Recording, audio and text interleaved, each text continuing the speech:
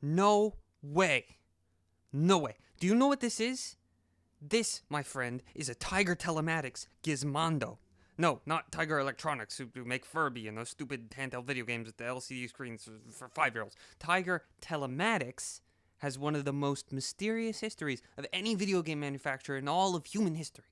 And I'm not talking, hey, you sure spent a long time making that bad first-person shooter weird. Like, most people, including yours truly, didn't believe that the Gizmondo was real, even after it came out. And then Stefan Erickson crashed his Ferrari, and okay, let's back up to the beginning. So the human race is sitting around in 2003, comfortably waiting for Nintendo to release the DS and for Sony to finally tell us what the freaking PSP is. Then, all of a sudden, out of nowhere, this European company pops up and says, hey, we are making a GPS tracker for kids because parents get all paranoid when they can't locate their child by looking over at the cage around the couch in front of the TV. But anyway, in order to encourage kids to carry it around, they changed their minds a few months later and decided to add some game playing functionality. And then a few months later, they decided that it's going to be a game system with GPS as a bonus. They did a big 180, so it's for the kids, it's not for the parents. Except then they had a game that was about black people shooting each other. But we won't talk about that. And now it starts to sound like magic. This thing is supposed to have GPS and text messaging and the marketplace for downloading games and an MP3 player. And then there was going to be a cheaper version which showed you ads. And that's a DDS with 2Ds for some reason. See, a marketing person decided that it should be called Smart Ads, and even a cold, soulless marketing executive can see that it's better to call something in addition to the system than an advertisement. But anyway, basically this thing is a smartphone before normal people bought smartphones, aside from the part where it's, not actually a phone because you can't make calls. But anyway, so they opened up a store and they bought some studios to make games, and then they announced the widescreen version for 2006, and then they got Sting to play at a launch party, and then released the Gizmondo in 2005. Sunshine and puppies, the CEOs buy Ferraris, everybody's happy. Not so fast. See, right before the Gizmondo launched in America, Stefan Erickson and Carl Freer, the CEO and the founder of the whole freaking enterprise, decided to drop Tiger Telematics like a hot rock. They hot-stepped it to LA, and nobody heard from them for, months. You see, it turns out that Erickson was the founder of the Uppsala Mafia, a ruthless criminal organization in Sweden. He ruled it for years, and was still wanted on suspicion of both extortion and aggravated assault. He and Freer left the company because a Swedish newspaper was about to publish an article identifying Erickson, and basically both of them knew that the fan was about to come into contact with a substantial amount of human waste. So, after this happens, people start looking at Tiger Telematics books. Turns out that both Freer and Erickson had been funneling money from investors to companies that they owned. They'd also been drawing massive salaries for years from a company that didn't actually have a product to sell yet. Talk about counting your Ferraris before you paid for them. Oh yeah, the Ferrari. I should probably talk about that at some point.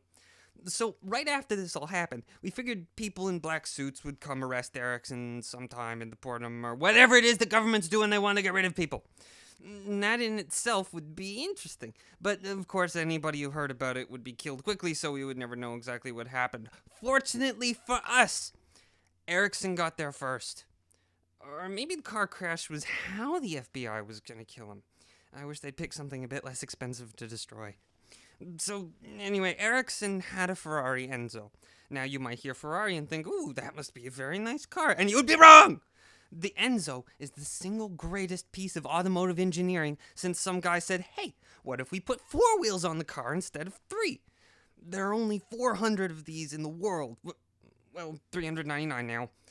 Minus that other one. Anyway, Erickson crashed it.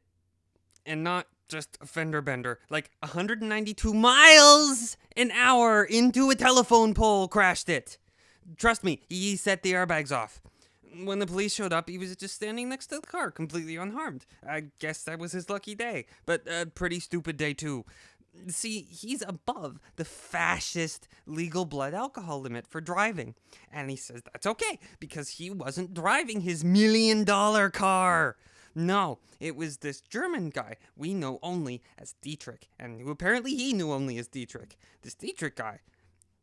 Apparently Erickson just let him drive his $1 million car. And when they crashed, Dietrich ran into the woods. 2 police helicopters later, no Dietrich turned up. Oh, and you think that's weird? See, there's this other guy there, an Irish gentleman named Trevor Carney. By the way, we later found out that this guy had spent a lot of time at the garage where they filmed Pimp My Ride. Makes sense now. He says that he hopped out of a Mercedes after seeing the incident, but the unidentified driver had immediately left without him. The 2 of them had flagged down some bystander, and Carney borrowed his cell phone to call the cops. Oh, don't think that's all weird enough? Well, get this! Shortly after the police arrive, Erickson shows the badge which claims that he ran an anti-terrorism unit. Oh, this was apparently from a bus station police force that he had set up. He was an anti-terrorist for a bus station.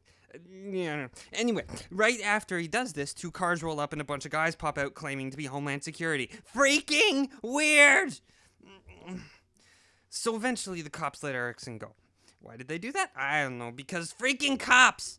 So, you don't remember that cell phone that they used to call the police? They got a call the next day from the owner of the phone who found a loaded gun clip in his car. Only explanation? Carney had put it in there. Then, right after that, the police got a call from a bank asking if they had found another Ferrari Enzo. Turns out that Erickson not only had 2 Enzos, but a Mercedes McLaren SLR. They were all imported illegally, and Erickson had stopped making payments on all of them. How can this guy sneak 3 cars into a country when I can't even bring my keys on an airplane? Anyway, so now they have Erickson for theft of the vehicles, custom violations, impersonating a police officer to illegally buy restricted guns, like a lot of restricted guns, like 12 rifles and 4 handguns, lots of restricted guns, and for the mother of all speeding fines. Of course, they let him go. Bad move. Carney, who, by the way, had definitely been in the Ferrari before it crashed, we know that now, had gotten the hell back to the land of green beer, potatoes, and bombings. They finally got Erickson when he decided it would be a good idea to buy a one-way ticket out of the country. He's in jail now. And when he gets out of jail, he'll go to Sweden, where he'll go back in jail. So, all told, we've got millions of dollars missing from Tiger Telematics books, a completely failed handheld, a destroyed priceless car, a CEO in jail, lots of employees like Sting of the police, Sting, who were paid in stock, who are pretty pissed, a lot of fake police officers, real game developers out of work, some very confused police officers, and the Gizmondo, which somehow got made and sold at some point. It's okay. It's kind of overpriced. The texting functionality is really bad. The screen is dumb.